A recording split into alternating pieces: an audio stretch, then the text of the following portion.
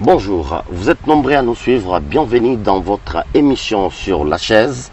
À l'approche des élections en République démocratique du Congo, l'heure est à l'évaluation de nos parlementaires. Surtout, nous sommes au Nord Kivu. Nous allons parler de parlementaires du Nord Kivu. C'est que la population ont envoyé donc à l'hémicycle au niveau national. Et nous allons parler de leur mission. Ils ont échoué ou ils étaient à la hauteur de leur tâche. Pour en parler aujourd'hui, nous recevons Jamal Hussein, qui est acteur politique, à qui nous disons bonjour et bienvenue sur la chaise. Bonjour, monsieur Philippe. Aujourd'hui, nous approchons les élections et aujourd'hui, nous allons passer au peigne fin ces 5 majeurs que nous avons envoyés au niveau national pour parler au nom du peuple. D'une manière générale, comment avez-vous analysé leur travail jusqu'à aujourd'hui où ils reviennent encore pour demander des mandats? D'abord, une chose, c'est que de manière globale, la prestation de nos 5 élus de 2018 a été en dessous de la moyenne. Donc, en dessous de l'attente de la population? Non, en dessous de la moyenne, et je dirais qu'ils ont en fait trahi les attentes de la population parce qu'en leur élissant en 2018, la population s'attendait à un certain nombre de changements, à un impact visible, à un impact palpable sur leur vécu, sur la situation sécuritaire, sur la situation des groupes armés par exemple, et aussi sur la situation économique de la ville de Goma en particulier, mais aussi de la province du Nord Kivu en général. Et tous ces chantiers-là aujourd'hui peuvent être considérés comme n'ayant pas été touchés par nos propres élus. Et donc, les attentes de la population n'ont pas été répondues par les élus envoyés au niveau de Kinshasa. Et pour en parler donc, c'était d'une manière globale, mais nous allons passer au peigne fin chaque candidat avec ses qualités bien sûr et ses défauts. Une émission vraiment qui est pédagogique par rapport à tout ce qui se passe, par rapport à ces 5 ans écoulés de ces élus nationaux au niveau de la ville de Goma. Commençons par le meilleur élu au niveau national, Hubert Forougouta. En fait, vous savez, l'exercice parlementaire, c'est quelque chose à laquelle il faut se préparer. Et je dirais que le député national sortant, Hubert Forougouta, n'était pas en fait préparé. Il n'était pas prêt à être député. C'est les genres de personnes qui tentent leur chance et la chance sourit. Et il faut arriver dans l'hémicycle pour commencer à chercher à s'adapter à autre. Ce qui a fait qu'il n'a pas été vraiment à la hauteur des attentes du peuple. Parce que, voyons-nous, un député, un membre de l'Assemblée nationale, il a des rôles qui lui sont dévolus, notamment les contrôles parlementaires sur l'exécutif, la proposition de loi, mais aussi travailler en termes de lobbying pour le bien de sa population. Et sur toutes ces questions-là, les prestations de M. Hubert Forougouta sont largement en dessous de la moyenne. Il a brillé par quoi, par exemple, selon vous? Bon, en fait, il y a eu quelques déclarations qu'il a eu à faire en marge en fait des sessions et qui ont été relayées, mais on a beaucoup plus vu ce qu'il a été en fait, un animateur de show, pas un parlementaire. Merci. Elvis Moutirwa Bachara. Monsieur Elvis Moutirwa Bachara, il est le plus décevant parce qu'il était censé être le plus expérimenté après avoir passé, je sais pas, 3 mandats. Il aurait fait un bon leader de toute la communauté des parlementaires venant du Nord Kivu et de la ville de Goma, mais malheureusement il a brillé par son absence. Et c'est l'un des plus aphones des députés que nous avons connus. Et je m'étonnerais de le voir encore revenir vers la population de la ville de Goma pour demander encore un autre mandat, que ce soit en provincial ou au niveau national. Mais une chose qui le caractérise, c'est qu'il s'est vraiment enrichi. C'est un millionnaire aujourd'hui. Est-ce que vous avez eu le temps de suivre au moins ce qu'il a déjà réalisé en tant que député depuis 2006 jusqu'à aujourd'hui? En fait, il faut d'ailleurs, moi j'aimerais, parlant de ça, il a été ministre du tourisme. Quel est l'impact de son passage au ministère du tourisme sur le secteur du tourisme en RDC? Je pense que l'impact est zéro. Parce qu'avec toutes les potentialités de notre secteur touristique, on aurait voulu avoir un secteur touristique attractif. Je prends le cas du Rutshuru, qui c'est un territoire en fait touristique et que si les territoires de Rutshuru avaient un secteur touristique compétitif vis-à-vis de l'Ouganda et du Rwanda, les territoires de Rutshuru seraient un paradis, malheureusement. Et donc, on continue. Merci beaucoup. Nous parlons de Patrick Munyumu. L'homme aux actions concrètes. Non, en fait, il a brillé par l'embellissement de la vie de Goma par ses photos. Pour nombre de jeunes gens de Goma, ils disent qu'il a transformé la vie de Goma à son album photo. Et c'est de manière honteux que cela est fait, au point qu'il prend même des montages Photoshop pour réaliser certains designs. Alors moi, je ne sais pas trop. Je pense que le cas de M. Munyumu, Patrick, c'est qu'il n'a jamais d'abord été prêt à être un parlementaire, parce que et puis il n'a pas les qualités requises pour être un bon parlementaire, notamment au niveau de l'intelligence, au niveau du savoir-faire et même au niveau de l'écriture, parce qu'un parlementaire doit avoir le sens de l'écriture de la loi. Un parlementaire doit avoir la rhétorique pour défendre ses idées et prendre part au débat national. Et à ce niveau-là, déjà de manière naturelle, Munyumu n'est pas un parlementaire, c'est un bon commerçant, parce qu'il a déjà en fait préparé sa vie après le Parlement. Il a aujourd'hui un club de football. Et je pense qu'avec ses camions et ses véhicules, il a déjà une compagnie de transport urbain. Je pense qu'avec tous ces pancartes qu'il a achetées dans la ville, il a une bonne entreprise déjà pour assurer le marketing des produits dans la ville. Moi, je pense que c'est dans ça qu'il est bon. Mais vous avez plus, votre dernière sortie médiatique, hein, vous avez évalué, c'est un contenu envoyé sur les réseaux sociaux du député national Patrick Munyumu, où il a eu au moins ce courage de montrer à la population de Goma ce qu'il a déjà réalisé pour cette population. Comment avez-vous analysé tout ce qu'il a présenté comme réalisation? Non, en fait, d'abord, moi, j'ai donné un conseil à sa cellule de communication, d'abord de retirer de la place publique ce qu'ils ont publié comme, comment ils ont appelé ça, bilan non exhaustif. Et j'ai dit que non, ça, c'était pas un bilan pour un député national. Et surtout, c'est cette confusion entre le fait privé et les actes posé dans le cadre d'un mandat parlementaire. Alors quand on voit dans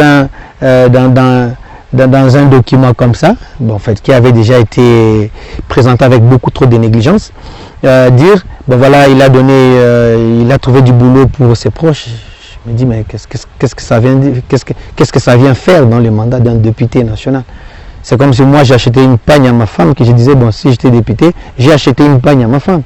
Pardon, un pagne à ma femme, ça pose un problème. C'est une question aussi d'amateurisme en fait politique de la part de ceux-là qui entourent même les députés. Mais pourquoi seulement vous parlez de ces œuvres dans les cadres sociaux, mais vous ne parlez pas de ces lois qu'il a quand même initiées? Bon, en fait, la loi sur les conditions sociales des enseignants, c'est une loi qu'il faut en fait, dont il faut relativiser l'importance, parce que déjà il y a toute une panoplie de lois qui encadrent le secteur de l'enseignement. Donc ça, c'est la première chose. Mais puisque vous parlez des actions politiques, il avait en fait fustigé en son temps le fait de la tombée en faillite de Congo Airways, et qu'il proposait, il poussait le gouvernement. Je vais y aller. En fait, c'est de la poudre rosier et il faut faire très attention. Raison pour laquelle moi aujourd'hui je félicite notre population qui a acquis une très très grande maturité en termes de politique. Congo Airways est détenu de manière par la République démocratique du Congo est minoritaire étant qu'actionnaire dans Congo Airways. Venez demander à la République démocratique du Congo, qui détient 18% de parts sociales dans Congo, dans les capitales de Congo Airways, et que ce soit le gouvernement congolais qui puisse débourser l'argent pour redresser Congo Airways, c'est de la malhonnêteté. Et ça, je l'ai dit, c'est de la part d'un élu du peuple qui est censé contrôler l'exécutif. Donc, il pousse l'exécutif vers un gouffre, une erreur. Moi, j'ai 18%. Donc, ça veut dire que nos 82 autres pourcents sont détenus par d'autres personnes. OK? Alors, ces autres personnes-là, quelle est leur part de contribution dans le redressement de Congo Airways? Moi, j'aurais voulu que le gouvernement congolais puisse créer. C'est ça en fait la vision même de Feu Chéribon Kende qui voulait, c'est que la RDC puisse se doter d'une compagnie aérienne nationale, véritablement nationale, où l'État congolais sera actionnaire majoritaire et non pas soutenir la démarche de Mounioma. Naturellement, si nous voyons la demande en termes de besoins en termes de voyage à l'interne, nous avons besoin de 3, 4, 5, même 10 compagnies pour que la population puisse se déplacer calmement, de manière aisée, mais aussi créer une bonne concurrence entre compagnies aériennes. Voyez, ça c'est bon, mais on ne peut pas mettre la corde au cou à notre gouvernement pour redresser Congo Airways, qui a été, je le dis et je le confirme, mal géré depuis sa fondation, depuis sa création, jusqu'au moment où Congo Airways se retrouve sans ressources pour continuer à opérer. Ça, c'est une vérité. Et malheureusement, les députés n'ont pas fait état de la gestion calamiteuse et chaotique de ceux qui sont les détenteurs des droits de part majoritaire au sein des Congo Airways. Alors pourquoi ça? Moi, j'ai trouvé sa démarche suspecte et j'avais mis à ce temps-là qu'il était en train de servir ceux-là qu'il avait mis au Parlement. Parce que nous savons que, en réalité, c'est un autre qui était passé dans la ville de Goma. Malheureusement, faute d'appui politique, celui-là n'avait pas passé. On avait proposé quelqu'un. On ne saura pas vérifier jusqu'à-là, Jamal. Ah mais non, on continue. Écoutez, vous savez, la CENI existe. Hein, la CENI existe. Jamal, quand même, ne mentons pas à notre peuple. Ça, je n'aime pas mentir notre cette émission. Pourquoi on s'attelle sur Mouniomo? Parce qu'au moins, lui a présenté son bilan non exhaustif dans les réseaux sociaux. Parlons de ce numéro matricule octroyé aux enseignants de la ville de Goma grâce à son plaidoyer au ministre de l'Éducation. S'il vous plaît. La mécanisation des agents de la fonction publique, du secteur de l'enseignement, n'est pas l'œuvre, ni même pour la ville de Goma, n'est pas l'œuvre de M. Patrick Mouniomo. Ce n'est même pas vous. S'il vous plaît, s'il vous plaît. C'est une politique déclenchée depuis Matata Mponyo. S'il vous plaît, il ne faudrait pas que quelqu'un arrive à nous dire que si vous respirez aujourd'hui, c'est grâce à mon plaidoyer. Ça, c'est une politique initiée depuis Matata Mponyo. Vous voyez, on peut même aller même dans la bancarisation de la paye des agents de l'État, même des enseignants. Quand même, soyons sérieux. Soyons sérieux. Je sais, quand quelqu'un veut préparer un électorat en sa faveur, on utilise toutes les stratagèmes, même s'il fait mentir. Mais malheureusement, notre peuple, aujourd'hui, a atteint une maturité, on ne peut plus le tromper. Non, qu'on arrête ça. Ça, c'est mentir aux gens. Et nous, on est là, comme élite politique, on ne peut pas laisser quelqu'un tromper le peuple de cette manière-là. Parce qu'on ne viendra pas lui poser la question. Aujourd'hui, le peuple congolais pose des questions. Aujourd'hui, le peuple congolais demande des comptes. Il ne faudrait pas que quelqu'un dise qu'une politique gouvernementale déjà en action, déjà en œuvre, dire que non, c'est grâce à moi que cela a été. C'est un peu comme le dégazage du lac. La maternité gratuite, vous êtes pour. La maternité gratuite n'est pas l'œuvre de Mouniomo. S'il a fait cette affaire par le président, mais quand même, il a jeté. S'il vous plaît. Ça s'appelle la couverture santé universelle. Ça, c'est une politique gouvernementale. Aujourd'hui n'est pas applicable au Nord Kivu ou à Goma. Bon, écoutez, moi j'aurais aimé, s'il était vraiment philanthrope, comme il aime se faire passer, comme il aime se présenter, ça devait commencer les 2 ans avant, 3 ans avant même. Pas à 1 mois des élections. Vous pensez que c'est pour des besoins électoraux. Que ce soit le bus, que ce soit tout ce qui est en train de se faire. Et moi je dis, toutes ces fondations qui ont été lancées pêle-mêle dans la masse média chez nous, à 6 mois des élections, ça n'a rien de philanthrope, ça n'a rien de bonté de cœur. Non. Non et non et non. C'est pour des besoins électoralistes. Merci. Alors que le peuple ne soit pas induit en erreur. Merci. Et puis vous savez une chose, j'aimerais terminer ces propos. Un parlementaire, on ne le juge pas parce qu'il a payé des frais de maternité aux gens. Non. C'est l'action parlementaire qui doit être analysée et jugée en profondeur. Et non pas payer la maternité pour les gens. On parle pour quelqu'un qui ne parle moindre, Josué Moufoula. Ben oui. Comment vous avez analysé ces actions parlementaires? Les plus piètres de parlementaires, c'est lui. Rien à ajouter.